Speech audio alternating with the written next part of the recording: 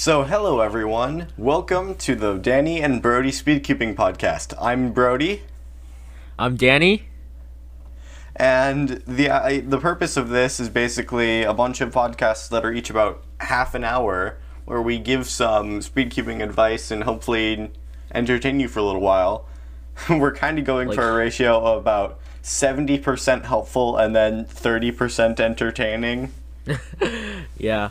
Mostly it's like tips, like if you're having a hard time trying to break the sub 20 barrier, we could just help you with that and all that. Or any barrier in general. So Yeah. let's just introduce ourselves and then we'll get into the first topic. So if you guys don't know me from my channel, my name is Brody Lastner. I am a speedcuber from Iowa, and I have a 10.09 official average as of when I'm recording this, which is approximately 530th in the world, so I'm pretty legit. Okay, and as for me, my channel name is DPsolves if you didn't know that. And my WCA profile, it could be a bit embarrassing. It's called Sungin Park, and I am a Korean citizen, and I have an official 793 average in comp, and which is in 34th in the world. He's more legit. So basically, we're going to be talking today. We're going to go over competitions, everything about preparing, competing, getting rid of nerves, all that kind of stuff. And there are basically two different scenarios. Danny lives in SoCal, so he has this scenario where most of his competitions are. How far do you usually go to compete? Like an hour. Okay, so he usually goes like that, so that's like a day trip. He can just get up a bit early and go compete. So that's one of the scenarios. And then you can be in my scenario. There hasn't been a competition in Iowa for almost 2 years. So almost, the way it usually works is it's like a 4-day process for me. So the competition is usually on a Saturday. And I pack and stuff on Thursday night, and I practice for quite a while, just doing all my solves, getting my hands ready. Then on Friday afternoon, me and my dad, we hit the road, we drive to wherever it is. It's usually a few hours away, and then just get a good night's sleep and compete on Saturday, and then we drive back on Sunday. So there's a lot more commitment to competing in my situation. Yeah, that's like a little bit more work because besides you don't have any local comps in your area, so there was one local the Iowa competition 2 years ago was about 10 miles away from my house. So that's the only way I convinced my dad to take me the first time, and since then I've been going further and further. So, just to make this clear, so Danny, how many states have you competed in? So, one in California, one in Portland. 3 states. Okay, 3 states, and you've been to how many competitions? Like 16 or 17. Okay, I've been to, and we started competing at about the same time. I've been to 8 competitions in, I think, 6 states. That's going to be really embarrassing if I counted wrong. Iowa, Minnesota, Wisconsin, Illinois, Missouri, and Indiana. Wow. So you just basically go to a comp which is like out of your state. Yeah, I go to comps whenever they're relatively close. Like Fort Wayne, which is, I'm going to nationals this year almost definitely, and that's about as far as I can go at this point. I don't actually have a learner's permit, so I basically need to get driven everywhere. Basically. Yeah. So, if you're in Danny's situation, so you might as well go over what you do to get ready for people that live close to a lot of competitions. So for me, just basically, so like for local comps, that's like an hour away from me. So basically, I just on the Friday, because usually comps are on Saturdays. So on Friday night, just I don't know, just warm up, practice a little, and then just get a good night's sleep. And then like when you like wake up, I usually wake up like around like I don't know 6 maybe, and then like just start packing on my cubes. And then when we drive to the comp, you just warm up your hands with your main cube. Really, that's basically what I do. And after the comp is ended, we just all the way go straight back home. So, obviously, you don't have to prepare quite as much because you have more opportunities to compete. So you can, I don't know if this is sort of what you think, but I'm picturing you're sort of, if you don't do well, you're just sort of like, whatever, there's going to be another competition in a month, I could just do better at that.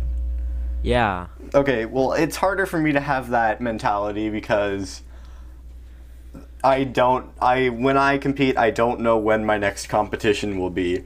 So I do a lot of practicing.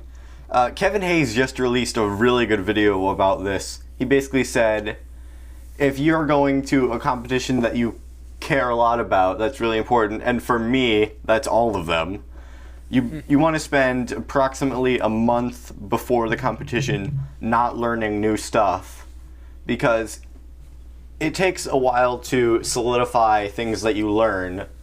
So if in the few days before nationals, I learn a lot of ZBLLs, I'm not going to do well at nationals then, because I'm going to be messing up on recognition all the time with all the ZBLLs.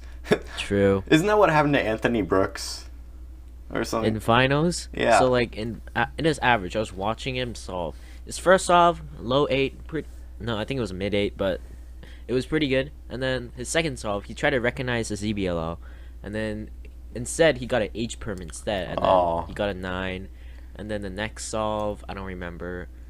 And the next solve, the fourth solve, I'm pretty sure he got the ZBLL right.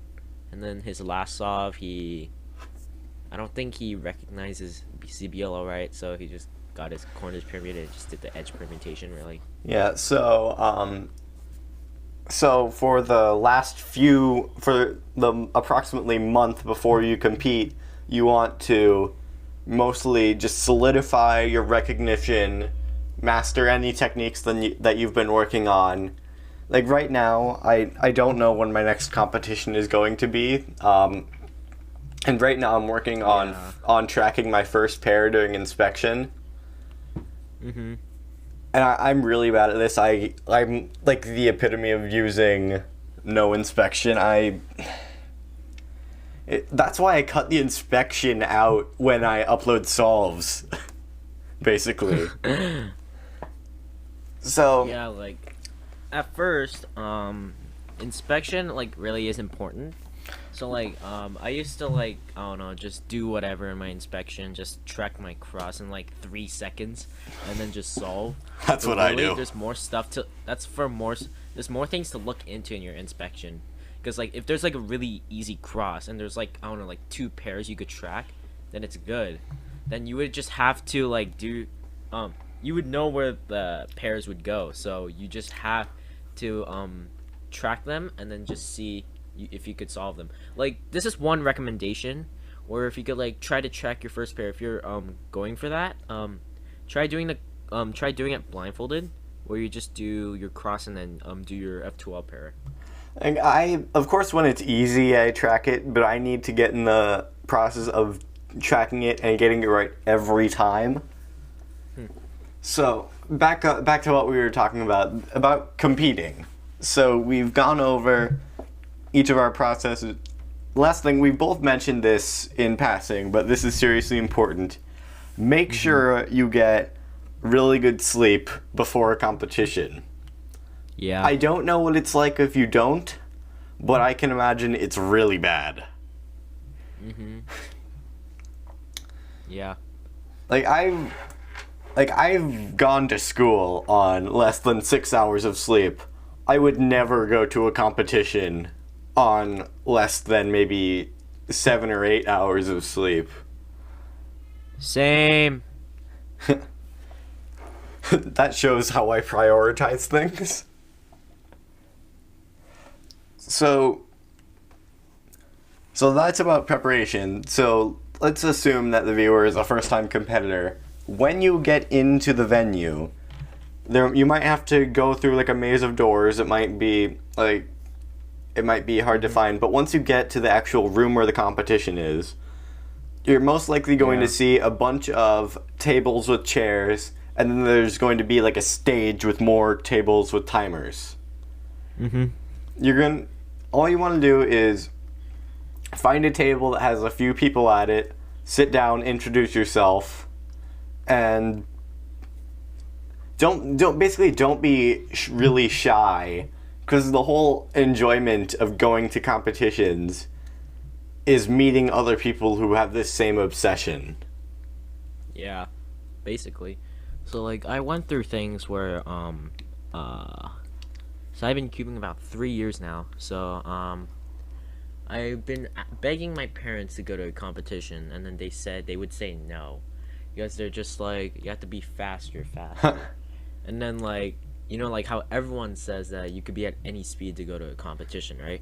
So and then I worked hard, and then like once I got faster, my parents were just like, you're too busy, you can't go to competitions. Oh, I know, right? So like there was this one big competition in SoCal last year, and then I was hyped because make sure, by last year, do you mean 2016 or 2015? Because right now it's January 1st, 2017. Okay, I guess 2015 then. So I was hyped for that competition, but then I had like something on that day. Oh. And then I couldn't even go.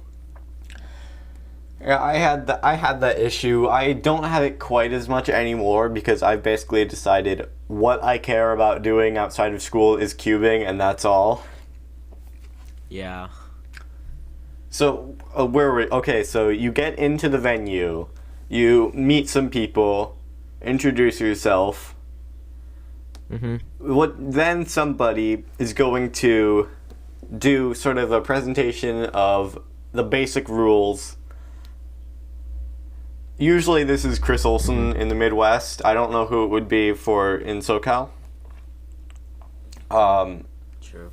So somebody shows the rules and how the competition works, and then the first event starts and they start calling heats.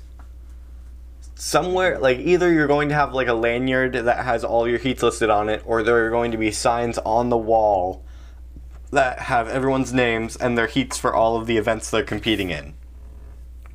Yeah. So like in my story, it's kind of a bit different. So at first, I used to be just one of those really bad nubs where like who can't compete well in competitions. And then Well, everyone starts like that. Faster and faster, I guess. But like once I got faster and faster, so then like more of the people like Michael Young, the SoCal WCA delegate, and like Nathan Soria and all that, they started knowing me a lot more. And then that's why like I'm more of staff of SoCal competitions. And then like nowadays I'm like helping for the Speedcubing shop vending in competitions. I help them and all that. Yeah, it's Danny and I are both sponsored by Speedcubing shop, but Speedcubing shop is based in California, so he's a lot closer to that. So once you compete, there's no way around this, you're going to be nervous at first. Yeah. What you want to do is basically take a lot of deep breaths, think, like, 50,000 people have done this before you, they've all had to go through this, even if you mess up, it's no big deal. The way that competitions usually work, at competitions, if you are slow, people won't be watching. And if you do well, if you're fast, then people will watch and be excited. So it's a win-win.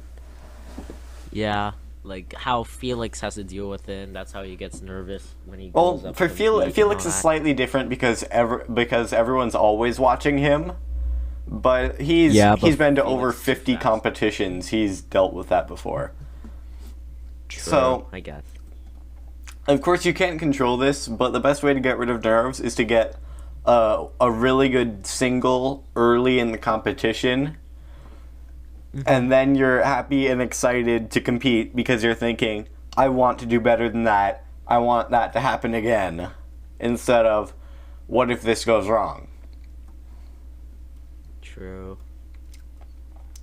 So, like, my example for that is at my second competition, which was Indiana 2015, the first event was 4x4, and when I entered the venue that morning, my 4x4 PB single was 108. And then while I was warming up for 4x4, I got a 105. And then my first official 4x4 solve ever, my first official solve of that day, was a 104.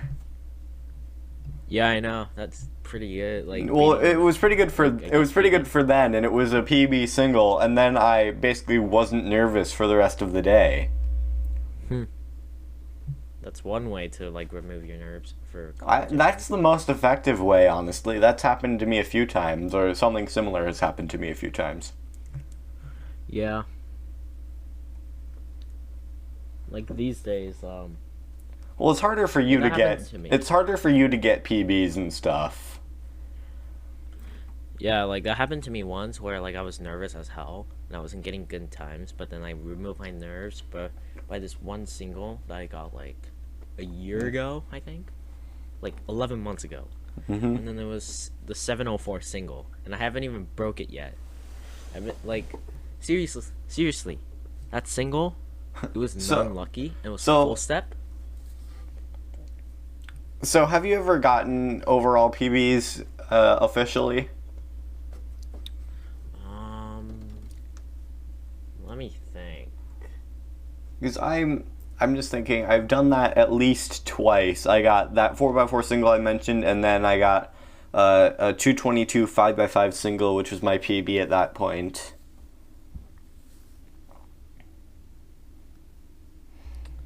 I actually don't think so. I don't think I broke any overall PBs in competitions. Well, it's great, that feeling. Of course you would know that. Yeah. It was so cool, though. Back to, we go on so many tangents, and this is just the first episode.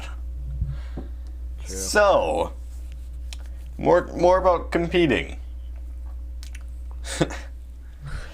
Okay, so let's go over things not to do when you're at the station ready to go. First thing not to do. Come on, as soon as we stop doing this, we're gonna think of a bunch of them. True. So like not going to the station. So So when your heat is called for something, you can go up onto the stage area, and then put your cube on your little slip of paper, and then somebody will take them over to the scrambling station. It will be scrambled, and then you need to listen for a runner to call your name, and then once they do, they'll lead you to a station. And then you solve. Well, not right away. I always make sure, like, because I film everything, I make sure, set my camera up, take a few deep breaths, make sure, like, when I say ready, I'm actually ready. And then I do this sometimes. Do you ever, like, bring an extra cube and just turn it really fast right before you start inspection? Yeah. Yeah, so I have no idea if that actually helps, but I do it just because. Basically, my story. So, how should we do that? How should I say this? Okay, so for sometimes, for SoCal comps, sometimes we held like staff comps, so like before like everyone else solves. So then staff comes early, and then you do all your solves on that event on that day, before anyone else, and then and then the staff, once they're done, you have to like either like you could like scramble, judge, or run, I guess. Do you usually scramble? Sometimes, yeah. Because I've never been judge or scrambled, actually. I just think I'd rather be just hanging out. Man, just hang out with like, for me, I hang out with like maybe like the delegate, Nathan, and all that. Well, yeah, I actually don't talk to a lot of fast people. Because I'm sort of, like, even though I don't have much in common with the fast people because I'm a lot younger than most of the fast people, and I'm not quite as fast as most of the fast people. True. I don't know if the same thing happens to you. I've noticed that, like, I never see anyone that's both faster than me and younger than me. I guess. And I just really just go hang out with, like, I guess the famous SoCal people and all that. I just go hang out with them, really.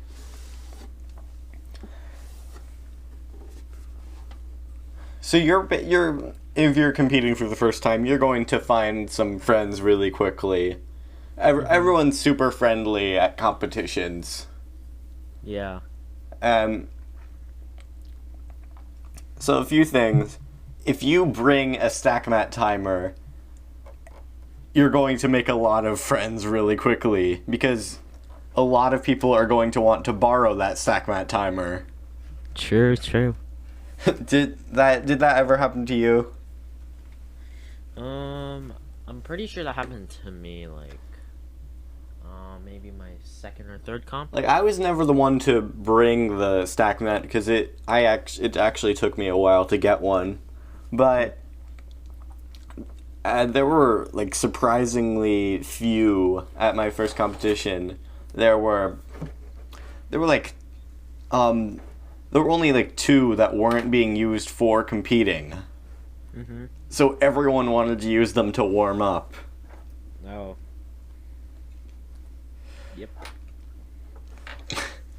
You have the quick one-word responses a lot. Well, that's how I go. That's how I respond to, like, everything. Let's add some balance. Why don't you give some advice for something competition related? Okay, so I guess I would just help with, like, inspection and all that, I guess. Yeah, you're more experienced at inspection. So inspection, you have 15 seconds to inspect, and those 15 seconds are, like, basically important. So then, like, once you're, like, start looking at the cube, and then, like, pretend you found a cross for, like, I don't know, like, maybe around, like, 6 to 8 seconds or something, and you still have, like, 7 seconds left. But then, like, you would have to, like, most people on average always start their timers at least 8 seconds of inspection. So, like, it's really important to, like, not just use, like, I don't know, like, 3 to 5 seconds, because, like, there's, like, more to it in the scramble. So, like, pretend you got, like, I don't know, like, maybe, like, a 4-move cross. It's, like, really easy. And then you could see your first and second pair, like that. So it's, like, really important to, like, look further in the scramble in inspection to see get you better look ahead, better, like, solutions to your pairs and all that. And it's, like, even better for visualization. All this is true, but I'm not sure how much that would apply to a first-time competitor, because I know the first time I competed, I was like a 21-second solver, and looking further in inspection and look ahead were not things I was worrying about. Like, at that point, I had just learned full PLL, and I was working on what at that point I thought were advanced F2L things that actually weren't. Okay, so for first-time cubers then, first-time competitors, yeah. Like, use at least just use, like, about, like, 8 seconds of inspection. Because, like, yeah, so I always get this mixed up. Does the person call 8 seconds when you've used 8 seconds, or when there are 8 seconds left? Oh, like when you used 8 seconds. Okay, that makes more sense. Because it would so say when 8 seconds, they call 12 seconds. So if you're going to go for using exactly 8 seconds, what you want to do is Inspect until the person calls 8 seconds. Put down the cube, put your hands on the timer, take one more deep breath, and then go. Also, like, just for timer starts, for if this is your first time fingers, using a not stack palms. mat, use your fingertips. Do not use your palms. Like, they'll give you a warning for that, but if you do this over and over again, it will be a +2. True, yeah. And then, like, the timer stop, it wouldn't even matter. It just, you could land your hands on your palms on the timer when you're done solving. But, like, karate when you stop it, just make sure, don't do karate chops and don't use your wrists. Or can you use your wrists? I don't know. Well, just don't use your wrists, just in case. Just use your palms. Yeah. Do you have any advice you can give them for sort of fast pickups for when they start the timer? Let me think. Like, usually in competitions, I really don't care about pickups, but Pickups are important in a few events. Like OH and 2x2, pickups are very important. yeah. But for longer things like big cubes, pickups are not important. Okay, so I guess maybe make the cube just a little bit closer to the stack mat. Don't make the cube touch the stack mat. Make it like pretty close, like on top of the stack mat. So Wait, you're not allowed to start with the cube on top of the stack mat. Like, I don't mean like top. I guess like above it. So like the stack. Yeah, something like that. Yeah, like make right it up in front close, of it. And then and then you pick up the cube because it's much easier to carry. I'm trying to figure out, when I do pickups, I'm trying to figure out whether I grab the front and back or whether I grab the top and bottom and then do an X rotation. Or I don't know if that's X or X prime. Because that would affect what orientation you put down the cube in to do a better pickup. Yeah. So those are the two ways of doing it. To anyone listening, you can either start by picking up the front and the back and then you're just in the position to solve, or you can pick up the top and the bottom and then do like an X prime. Yeah. So figure out which one you do and set down the cube in an orientation that makes that easier. Yeah, that's like, I guess that's important. So usually sometimes when I solve, I pretend I'll just get a cube. And then I inspect for my cross. And then I was doing white cross. And then like sometimes I put the white cross in like at the front side, not the bottom. Like sometimes I do that. Yeah, sometimes. Because, like, sometimes it's better to like look easier for the cross edges, and like if you're like experienced with inspection, like first pair, like it would be much easier. If we're talking about finding pairs in inspection, we might as well mention Keaton Ellis. He made an example solve video where he talks about this and shows this. He is probably the best in the world at this. Every solve he spots 2 pairs in inspection. Yeah, I know. Like imagine somehow get a better average. Imagine what Felix would average if he does that every time. Yeah, I know. Like, he would get a bit faster, but he probably just only like tracks first pair. I don't even know. He tracks first, like on really good solves that he uploads and stuff. He'll say like, "I tracked 3 pairs here," and that's kind of ridiculous, but it is something that Felix would do. True. Keaton, he could do it, but then he's not. I don't even know. I think what Keaton does is he predicts the position of the first one, and then he tracks the second one, so he just looks ahead for that. Yeah. So like he kind of like visualized where the corner and edge F2L part. Like I'm trying to imagine, like I can basically predict the position and orientation of my next pair when I'm doing a pair. I imagine doing that an extra pair ahead, and that seems basically impossible. But that must be what people like Keaton and Felix do. Yeah, I guess.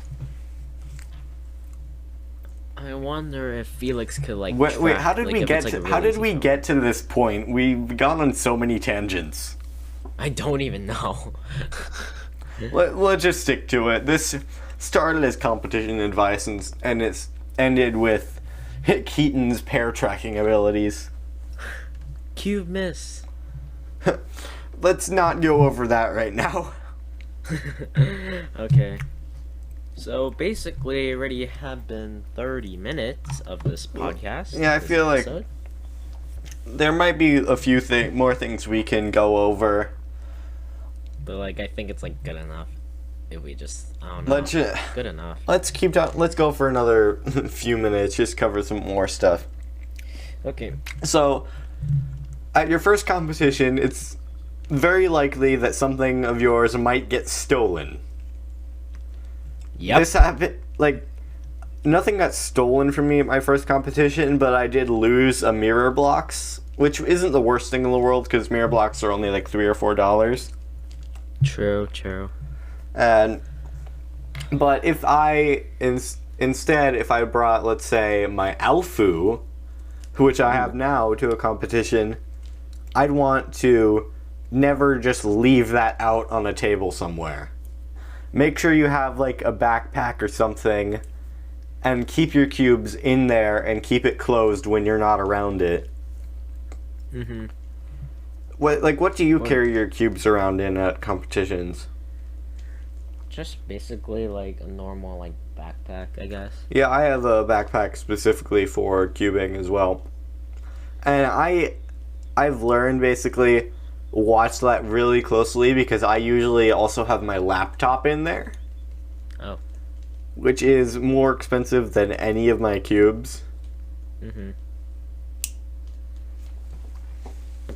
Like, I don't know if cube theft is as much of a problem as people were saying it was a few months ago. Like, or it was way more than a few months ago, but a bunch of people made videos on cube theft all at once. Didn't like Chris make that video? Chris made a video. Like in 2015 I can probably link. I can link it in the description. He made a video about cube theft. Yeah, he did. Like I just remembered this. At my first competition, there was a guy who had a box with 100 guanlongs, and they were all. He had 100 guanlongs. He kept them all in this box, and then And then we did like a huge tower solve with all of them, with like 10 people. And then we all stuck our mains in there. And at that point, my main was an Oolong V2.